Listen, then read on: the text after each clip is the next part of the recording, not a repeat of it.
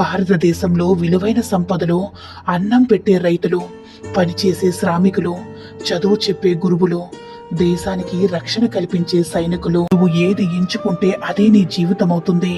నిన్న సొంతం అనుకున్నది నేడు అంతమవుతుంది.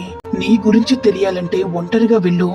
లోకం గురించి తెలియాలంటే డబ్బు లేకుండా వెళ్ళు.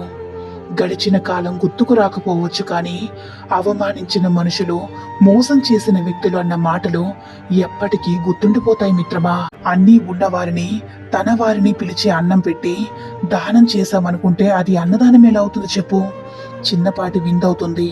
ఎప్పుడు ఒకరికి ఇవ్వడం నేర్చుకో, అంతేకాని తీసుకోవడం కాదు. అలాగే ఒకరికి సేవ చేయడం నేర్చుకో, ఒకరిపై పెత్తనం చెలాయించడం మానుకో మిత్రమా.